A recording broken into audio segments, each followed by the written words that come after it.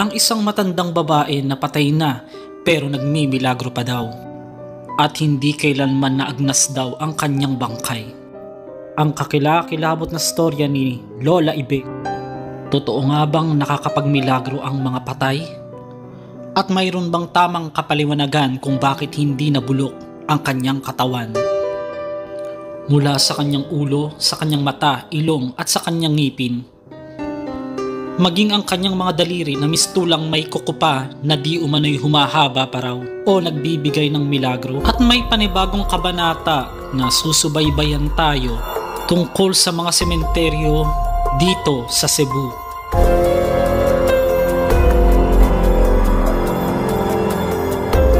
Alam mo?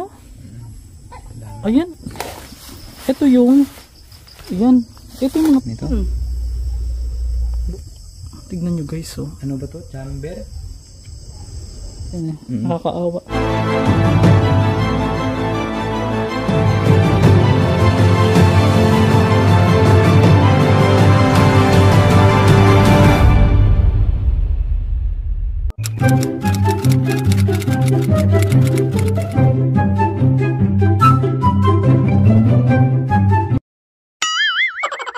Masters, welcome back to my YouTube channel. Ito na naman po si Master G. Oo. Ang vlog natin ngayon ay samahan nyo akong puntahan ng di umano hindi naaagnas at madalas daw magparamdam na isang matanda dito po sa Capiz. Puntahan natin yung kanilang lugar kung saan siya nakalagay at ipapakita ko sa inyo ng malapitan o exclusive yung ating vlog.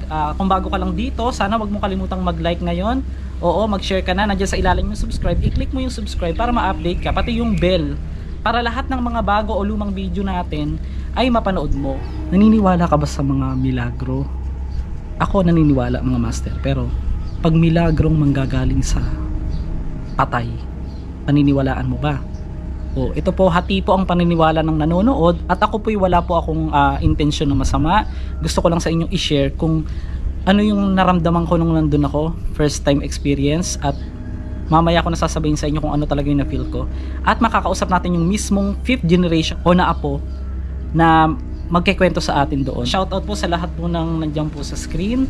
Oo, hindi ko na po kayo maisa-isa. At shoutout din po, yan, kay Rex Panganiban, kay Lorlin Panganiban, at kay Melanie Panganiban. Oo, salamat po sa inyong mga suporta sa atin. A few moments later.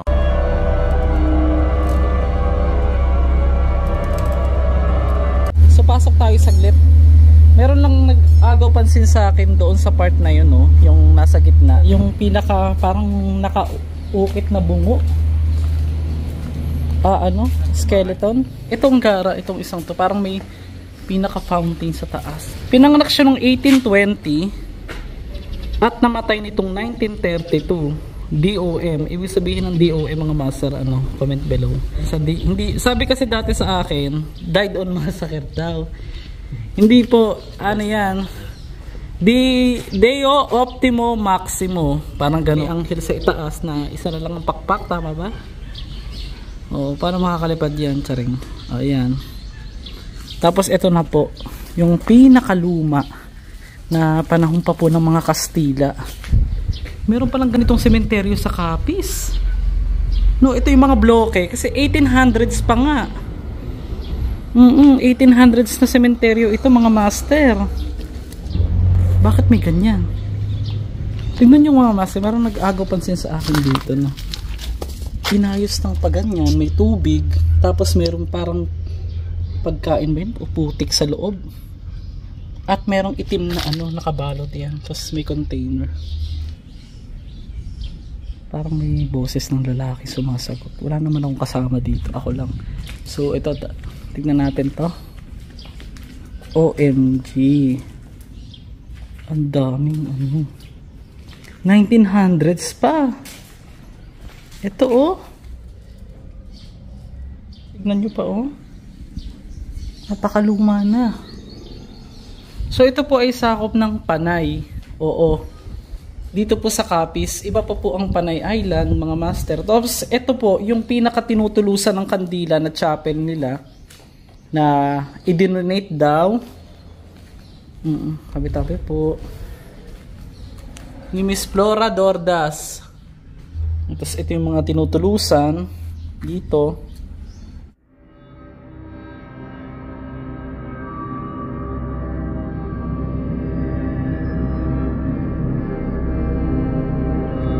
Ito naman si Dominador, pinanganak siya noong 1900s at namatay nitong 1990. Kung buhay siya ngayon, compute nyo na lang. Dahil mahina ako sa math. Tapos ito, yan, merong 1930, yan. Ay, tignan nyo guys, oh. Masasabing mong luma na talaga kasi ito yung mga shells galing sa dagat na ginawang parang ano. Tapos mga dilikdik yan na pinagpatong-patong, pinagsama-sama. Ganyan kasi ang ano, wala, hindi pa uso dati yung mga Republic Cement. Yan, baka naman Republic Cement.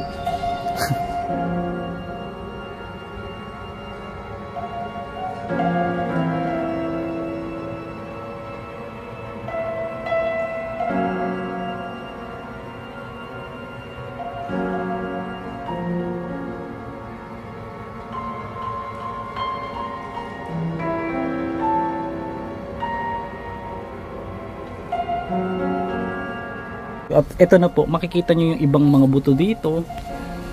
Yan, naka ano na lang sa sako, yan oh.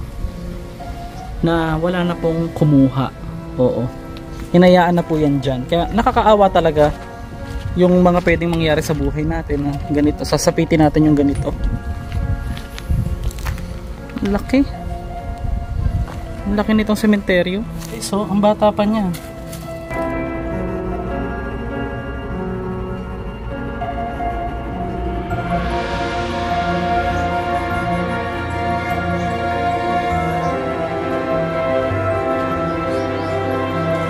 Taon siya namatay. 1883 po siya na pinanganak. Tapos nung sinasabi niyo po kanina, hinukay siya nung 1930. 1939 siya hinukay. Namatay siya 1929, nilibing siya 1929, hinukay siya 1939. 10 years. Ano po yung nakita? As in, ganito na po siya nung nahukay na, yung hindi po siya nabubulok. Nung nahukay siya, hindi siya ganyan. Parang fresh talaga siya. Ay, talaga? Siguro, Nung inilabas na, syempre nahanginan. nilagay daw nila ng Lysol para hindi mag-amoy. Pero walang amoy. Meron. Nung hinukay siya. Opo. Talagang fresh. So, ang tunay po niya, sumingaw, ganyan, unti-unti na gano'n yung balat. syempre pag nahanginan na po oxygen. Oo. Pero ang may scientific explanation po kasi mga master, tungkol po dito sa mummified o mummification. Hindi agad nabubulok ang isang bangkay. Ito ng forensic sa Manila. Opo. Pagpunta dito. Sabi niya, natural mummification. Pero may nakita sila nga nabalsamar siya. Naimbalsamar siya. Okay. So, ibig sabihin, nalagyan din siya ng formalin sa katawan. Naimbalsamo din. Siya. Kasi suri talaga eh. Sinuri siya ng, Kinuha yung skin, dinala sa Manila. Pinag-aralan, inaral din. Kasi napanood ko po ito sa GMA7 sa AHA. Asawa ni ni Pia, kay Drew. Natapos yung kay Nora De Castro, yan. 2016. Tapos yung kay pa? KMJS po. Hindi pa. Mike Enriquez, hindi mo nakita? Hindi pa rin po. Doon yung nagpunta yung mga dito. Pinakita talaga na yung forensic. Doon yung... Pero may explanation dito. Pero ang hindi naman sa yung explanation ng forensic, yung natural mummification daw. Kasi nangyari sa natural. Walang Ilang po oras ang libingan mula rito? Ilang minuto po yung saan po siya inilibing ng una? May tanda niyo po ba, sir? Ito na Siyempre, sabi ng forensic, siyempre malapit daw sa dagat. Maalat yung dito. Yung nakatulong din sa niya. Mummification. Mummified, oo. Okay po. Sige po. Pero tapos, yung tanong ko naman sa mga forensics, edi sana lahat ng bangkay ganyan. Yun nga po eh. Paano yung mga ibang hinukay? Depende rin po siguro sa tao. Ang sabi raw po, namatay daw po ito sa sakit sa puso. Inatake, di ba? So usually kasi tayo pag inaatake sa mga pagkain siguro, noon kasi medyo healthy pa talaga. Ngayon, uso na yung mga nilalagay sa pagkain, Hindi nakatulong. meron siguro. Opo. Tsaka yung environment, wala pang masyadong Siyempre pollution. noon, naniwala yung mga tao, pagka nakita nila hindi na milagro na agad. Opo, opo. Yan. Pero ngayon po, ano po yung pinaka-latest dito na update? Yung may mga, meron po bang kwentong kababalaghan na nangyayari? Maganda yung tanongin mo, yung mga talaga. May nagpunta dito noon, siya, taga Japan. Yan, ano niya nga to dinonate niya na itong kristal. Opo, opo. Lagi daw siya pinapakita, pinapakitaan daw siya nito noon. Kung papansin niyo po kasi guys, tingnan niyo, makikita niyo yung ngipin niya is buong-buo pa. Puting-puti pa, tapos buong-buo. Tapos yung mata niya, ang nakakapagtaka lang, parang nag-dry lang siya. Oo, nag-dry pa lang. Oo, parang... Kain na kung saan. Tsaka ba't buo pa yung pinaka-eyeball? Yun, Doon ako nagtataka din. Pero although may scientific explanation, pero makikita niyo yung bandang ulo niya, dito sa noo, may mga konting balat na nakadikit. Tapos yung kasi, dito yung bahay noon, parang wasak talaga yung bagyong, basta noon pa yun mga bagyo nga na natumba din ang punong kahoy. Opo, opo. Yan, siya. Wasak talaga itong bahay niya. Dito pa noon. Semento din yung bahay niya noon. Semento din. Pero sa likod, may malaking puno na lima ba tawag doon. Ilan po ang anak niya? Yun ang isa lang. Isa lang po yung lolo. Lalaki. Yun yung lolo niyo po. Lolo ko. So, pang-fifth na kayo? Fifth na kami fifth na. Fifth na First sila First, second, third. Hindi. Fourth yan. Kasi Fourth kita. generation Ay. na kami. Dito ako nagtaka, nakadikit pa yung kuko niya. Oo, may kuko pa. Nakadikit pa yung kuko niya sa sa pinakaganito niya, daliri niya, kamay. Tapos parang humaba. Pansin niyo to, tignan niyo to, sir. Hindi niyo ba napansin yan? Na parang humaba yung kuko niya? Tsaka, although wala ako. Hindi ko na ma-explain yan. Ayun, sir, humaba yung kuko niya. Pero bago siya mamatay, hindi naman yung normal lang. So, normal syempre, hindi naman magpapahaba. Kung buhay ka pa, hindi ka naman magpapahaba ng sobrang haba, di ba? Yung sa kanya mga master, medyo humaba yung kuko. Or baka dahil yung dulo lang nito ay Pero kahit na nagtaka lang din ako, may kuko pa. Kahit sa paa, guys, siyempre sa tagal na, dapat na yan Wala na yan Saka nakadikit pa yung kuko niya. Saka yung pinagtataka namin, hindi siya ng mga langgam, hindi siya ng mga anay dito. Kahoy kasi noon ang niya ilagayan Opo. Exposed din siya sa mga dito noon. Tapos dito, Hindi siya sir, ano yung parang itinapal dun sa may ngipin niya? Ano po yun? Yun yung Balat? pag noon. Natanggal kasi yung balat dito pag bagyo noon yan. Oo. Ngayon, paano po siya dinikit ng ganyan? Lang yan, dinikit lang nila ng hindi ko alam kung anong dinikit nila. Tapos mapapansin niyo yung niya talaga, yung buhok niya, parang ang dami pa, sir. Ang dami pang... Every first Saturday daw, mga deboto dito, pinupunasan nila yan. Pinupunasan. Oo, tapos binibihisa nila. Natanggal yung tapos baguhin naman yung... May nagmimisa po sa loob nito? Or dasal lang sila? Dasal lang, Novena. Pero yung mga deboto. may pari po na pumunta rito, wala naman. Wala naman. Noon siguro nagbibisita lang. So ang tunay na pangalan po niya is? Maria de Juan Basanyes. Maria de Juan. Pero taga Luzon siya, Cabitinyo siya. Pansin nyo guys, Pero Cavite siya. yung pangalang Maria pag babae, parang may something na parang siya, yung masasabi mo na kasi noon ito perfect. siya, religyoso to siya noon Araw-araw nagsisimba yan. Oo, religyoso yan. Okay. Tapos, wala po kayo nabalita ang naging kaaway niya dati? Wala naman. Kumbaga mabait to sila noon yung asawa niya, mga negosyante ito noon dito. Kilalang pamilya. Oo, kilalang pamilya. Malalapad yung lupa nila dito noon daw. Pinamigay lang nila yung sa iba, mga kamag-anak. Nagpamigay sila ng lupa. Kasi noon, yung barter lang di ba? Wala namang pera. Tsaka Noon, yung shape 18th century pa Parang yung shape niya, nung mukha niya, nandun pa rin, pati yung ilong, yung bibig, andun pa rin yung korte. Umano lang, natuyo lang eh. Natuyo lang siya. Hindi siya totally Ito yung mga agnas. natanggal sa niya, yun yung nadaan. I mean, nandun siya. Dito pa noon. Wala pang, wala pang... Ano pa nangyari, nabasa po siya na tubig? Nabasa, basa siya.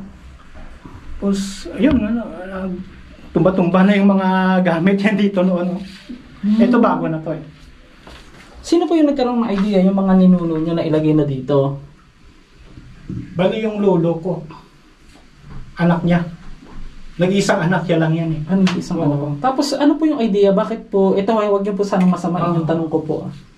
Ano po yung idea? Bakit po siya dinamitan ng parang pang-santo? Sa tingin niyo po ba maituturing na siya na santo? Or kahit sabihin mo na... Noon, may dito nga dalhin sana to sa sa Vatican nga isuri talaga siya. Susuri. So ayaw ng lolo namin. Ayaw niya. Once nga mawala, na siya doon, hindi na ibabalik yan dito. Hindi na po. O doon na yun sa Vatican. So ayaw ng lolo ko. So, ngayon wala na, nandiyan pa, buhay pa po yung lolo talagang niyo? santa talaga siya yun. Buhay pa po Tagal ba yan. yung lolo niyo? Buhay pa? Patay na, 1970s pa. 1970s pa. I mean, ngayon, nung namatay siya, walang lumapit sa inyo na dalhin to sa Vatican. Wala na. Wala na. Yung panahon pa ng lolo ko Yung may nagpunta dito talaga. Ewan ko kung pare yun. Pero kayo sir, tatanungin ko, total kayo, personal na kayo po yung nakakaalam. Kahit ni minsan po ba, wala po ba sa inyo na nagparamdam ito or may something na kayong na-feel dito na nakikita, maganda? Kahit panaginip, wala. So parang... Ewan ko sa mga pinsan ko, dami din ng apo Oo. Mga pinsan ko rin, mga apo yan. Oo, third generation. Iba na sa Amerikana, iba sa Bacolod. Oo. Yeah. Yung kay Claudia Sobel, mga master, alam niyo ba yung nangyari? Nagro ang hindi pagkakaagnas ng bangkay ng aktres na si Claudia Zobel matapos ang 3 dekada.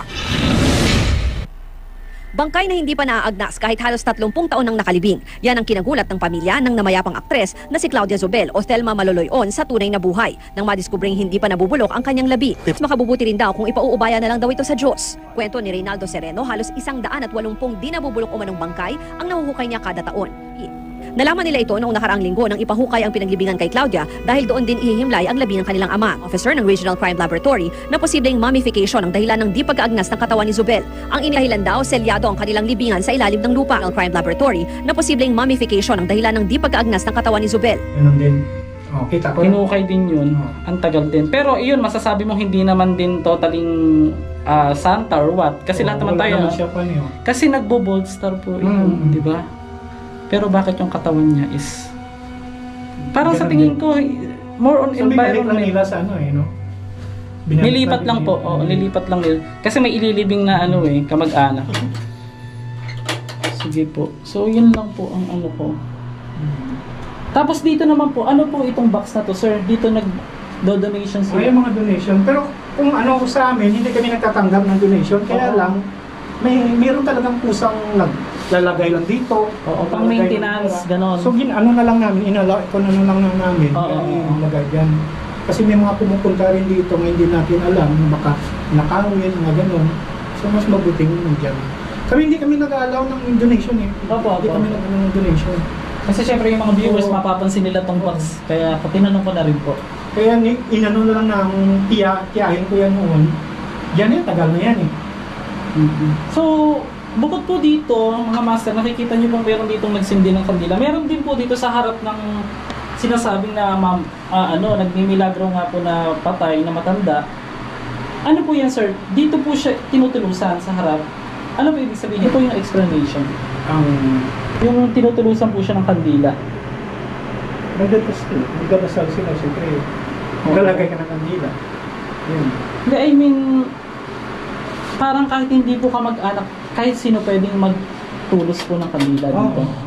Sa harap po mismo. Pero how about bulaklak? Binibigyan din siya? Yung binibigyan ng bulaklak. Parang pangkaraniwang lang din na pag dumadalo ka ng sementeryo. Parang ganun lang. Sisindi ka ng kandila. Sisindi ng kandila. Minsan yung magdalaw ng mga kamag-anak mo yun. Kasi tignan mo yung sir, yung ngipin niya talaga buong buo pa halos. Ayon sa banal na kasulatan, ay mahigpit na ipinagbabawal ang pagsangguni o pakikipag-usap sa mga patay. Huwag makakasumpong sa iyo ng sino mang nagpaparaan sa apoy ng kanyang anak na lalaki o babae, o nanguhula o nagmamasid ng mga pamahiin o engkantador o mga manggagaway o engkantador ng mga ahas o nakikipagsanggunian sa mga masasamang espiritu o mahiko o sumasangguni sa mga patay. Naging tradisyon man ng ilan sa atin o ng karamihan sa atin ang mga paggawa ng mga ito, pero kung patuloy na nababahagi o nahahati ang mga paniwala ng bawat isa, totoo nga ba ang milagro at totoo nga ba na ang mga milagro ay kayang gawin ng mga patay?